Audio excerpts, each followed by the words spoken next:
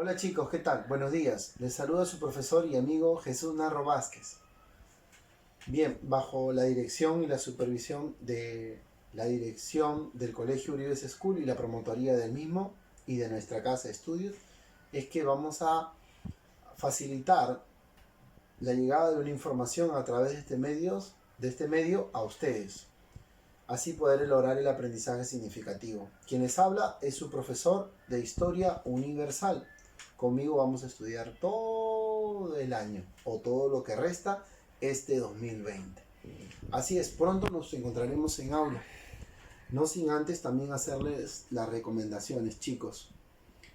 Comentemos a mamá, a papá a seguir respetando la cuarentena, a lavarnos la mano como mínimo 20 segundos y seguir teniendo cuidado al salir de casa, pues todos tenemos que colaborar y sumarnos para luchar en contra de esta pandemia, en contra de este virus. Bueno, pues el día de hoy he preparado algo para mis chicos de primero de secundaria. Sé que pronto los voy a ver, sé que solamente he entrado a un salón, al primero C, y el primero A y el primero B también están ansiosos de volverme a ver. Ya me han visto en aulas y saben que pronto nos vamos a encontrar. Bien, les decía que yo les voy a enseñar historia universal, pero antes de enseñarles sobre la historia universal, necesito que usted sepa algo chiquito, algo concreto. Primero, ¿qué es la historia? Hoy día vamos a hablar de 3 puntos, ¿qué es la historia, fuente de la historia y las ciencias sociales? Primero, ¿qué es la historia? Bien, la historia es una rama de las ciencias sociales, es una ciencia social que se encarga del estudio desde el origen del hombre hasta la actualidad. Por lo tanto, se encarga del estudio de la totalidad de la humanidad. Ahora, ¿quién se encarga de hacer este estudio? ¿Quién nos facilita el contenido de la historia? ¿Cómo sabemos sobre cada uno de los hechos que han pasado? Una persona importante dentro de la historia es la imagen del historiador. El historiador se encarga de hacer ese trabajo, es su labor, una labor grandiosa, una labor majestuosa. Enaltecemos al historiador como tal. Su trabajo es muy importante. También el historiador va a necesitar de un conjunto de fuentes. Antes de pasar a las fuentes de la historia, necesito primero volverles a recordar. La historia es una ciencia social que se encarga del estudio del pasado de la humanidad y hasta la actualidad. Teniendo ese dato como base, vamos a poder nosotros entender cuál es la labor del historiador. El historiador, para poder conocer, saber, poder plasmar y poder tener hoy en día toda la información que tenemos acerca de nuestros antepasados, el historiador va a tener que recurrir a algo muy importante, a una herramienta, a herramientas que necesita saber y conocer. El historiador va a recurrir a las fuentes de la historia. Y las fuentes de la historia son las que van a predominar en este pedacito del contenido que vamos a hablar hoy. Las fuentes de la historia van a ser aquella materia prima que el historiador va a necesitar y utilizar para poder plasmar la historia. Bien, tenemos la ayuda de este jarrón. En el colegio tenemos un alfar, un huaco, una cerámica que la vamos a usar y que pronto ustedes la van a conocer también. Es de una cultura peruana nuestra y esta es una réplica, no es un alfar original, es una réplica de un alfar que el día de hoy nos va a ayudar para entender y conocer acerca de esas fuentes. Vamos a tener dentro de las fuentes de la historia fuentes primarias y fuentes secundarias. Las fuentes primarias son todas aquellos materiales que son propios de la época, del hecho histórico o del proceso histórico. Son propios del yacimiento, de lo que se encuentra. Digamos, si este alfar fuese original y no fuese una réplica, sería una fuente material primaria. Y las fuentes secundarias van a ser todos esos trabajos, todo lo investigado de otros investigadores que a la vez han investigado de otros historiadores, que han tratado de poder resumir y poder entender aquel trabajo, aquella labor del historiador. Entonces tenemos dos puntos: fuentes primarias y fuentes secundarias. Las fuentes primarias, a su vez, se dividen. Dentro de esas fuentes primarias o directas, vamos a encontrar, ahora sí, lo que a usted le parece familiar: las fuentes orales, las fuentes escritas, las fuentes materiales o monumentales, las fuentes audiovisuales y hoy en día las fuentes electrónicas, que ahora es una herramienta total. Yo la utilizo, usted la utiliza. En este momento la estamos utilizando. Dentro de esa fuente directa, repetimos, fuentes orales, fuentes escritas, fuentes materiales o monumentales, fuentes audiovisuales, fuentes electrónicas. Van a pertenecer a esta parte de las fuentes directas. Hoy solamente estamos recordando un pedacito de esas fuentes que en sexto, que en quinto nos mencionaron. Sexto y quinto de primaria, nuestra profesora o vuestro profesor nos contaba. Pues estamos hablando de las fuentes de la historia. El historiador tiene esa materia prima, tiene las fuentes y va a ir armando la historia en base a lo que le va a hablar.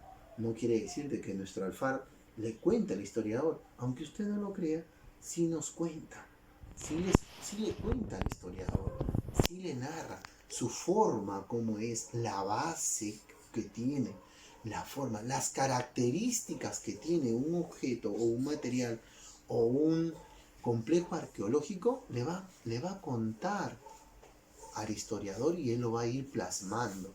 Su investigación lo va a ir plasmando y esa a su vez se va a convertir en nuestra fuente de información para cada uno de nosotros. Para mí, para poder investigar y poder llegar a ustedes, y para usted también para conocer y aprender un poquito de la historia. Pero el historiador no hace una labor solo. Él tiene que tener noción y a la vez necesita de ayuda de otras ciencias. Por eso que también nosotros hemos resaltado acá que va a necesitar de las ciencias auxiliares, que van a brindar auxilio, un disque auxilio al historiador, ¿no? Por ejemplo, digamos, cuando vamos a hablar acerca, nosotros vamos a utilizar un poquito esto, ¿no? Cuando vamos a hablar nosotros acerca de la prehistoria, digamos, el historiador necesita ¿qué cosa primero? De la prehistoria, el historiador necesita la ayuda de un antropólogo y de un arqueólogo. El antropólogo va a ir identificando los huesos y va a ir diciendo: esto es de un hueso animal, este es de un hueso humano, y el arqueólogo va a ir descubriendo los yacimientos, va descubriendo los espacios y va a ir encontrando. Entonces, junto a esas ciencias y a esos representantes de cada una de esas ciencias, es que se va a ir construyendo la historia. Por lo tanto, la historia va a tener un objeto de estudio. ¿Y quién es el objeto de estudio? Prácticamente la evolución, o sea, la humanidad misma, el hombre mismo, ¿no? Entonces, así como va a haber ciencias auxiliares, no crean que solamente el historiador se va a ver sujeto de ¿qué cosa? De la arqueología, de la antropología, de la geografía, de la numismática, el estudio de las monedas, si es que encuentra una moneda, si es que a su vez también él encuentra unos escritos de la paleografía. Entonces, el historiador va a tener la ayuda de las ciencias auxiliares para poder continuar su labor, continuar su trabajo. Muy bien, hasta este punto hemos hablado de, uno, qué cosa es la historia. Decíamos que es una ciencia social. Cuando investiguemos vamos a encontrar diferentes definiciones y conceptos, ¿no? Que se encarga de estudio de la evolución de la humanidad o del hombre o en su total de la humanidad. Que la labor la hace el historiador, una gran labor que hace el historiador, y que dentro de ello vamos a tener las fuentes de la historia, que son las herramientas o la materia prima para el historiador, y que se clasifican en primarias y secundarias, y que dentro de las primarias están orales, escritas, materiales o monumentales, audiovisuales y electrónicas, y que dentro de las secundarias son todos los trabajos que en la actualidad tenemos. Uno de ellos también son los libros que están de manera dosificados para poder entender y conocer la historia.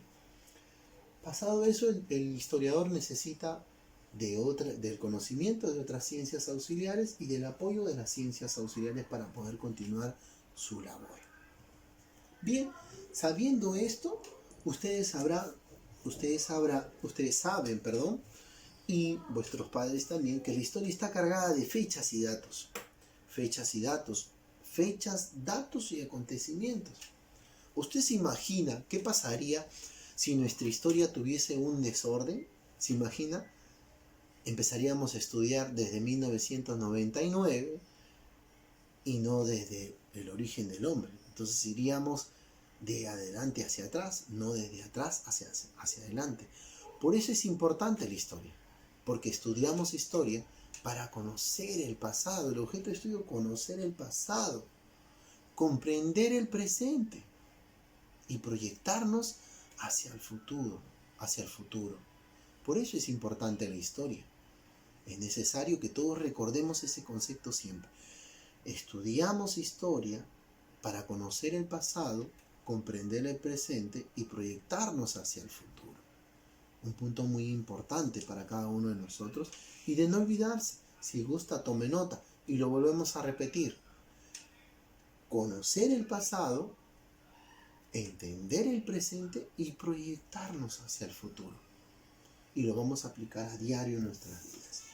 Entonces, como la historia está cargada de datos, de fechas y de hechos históricos, es necesario que todo lleve un orden. Y como el historiador se apoya en las ciencias auxiliares, ese orden le va a dar la cronología.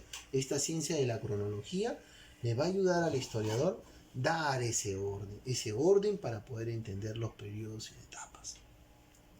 Tenemos un esquema así alzadito nomás de lo que es la periodificación de la historia, en este caso. Tenemos la prehistoria y la historia propiamente dicha. ¿Por qué está dividida? Porque hasta hace un corto tiempo decíamos, ¿no?, que todo aquello que no tiene escritura o que no se conoce es considerado parte de la prehistoria. Y una vez ya que se dio la invención de la escritura cuneiforme, empieza la historia propiamente dicha. Y estas a su vez se han dividido o subdividido en edades de la historia para tener un orden. Y cada una, a través de un hecho histórico, ha ido cambiando. Profesor, entendemos de que hay edades, sí, muy bien, de que está la prehistoria y la historia, y que dentro de ellas hay edades, profesor. Pero ¿cuándo sucede el cambio, profesor? Sucede el cambio cuando pasa un hecho histórico. Un ejemplo nomás. En la Edad Antigua, ¿no?, empieza con la invención de la escritura y termina con la caída de Roma de Occidente, gracias a las invasiones bárbaras. Hasta ese punto se abre la Edad Antigua. Una vez que cae el Imperio Romano, surge una nueva edad a raíz de ese hecho histórico. Y así sucesivamente. El descubrimiento de América en 1492 van a ir modelando cada una de las edades de la historia.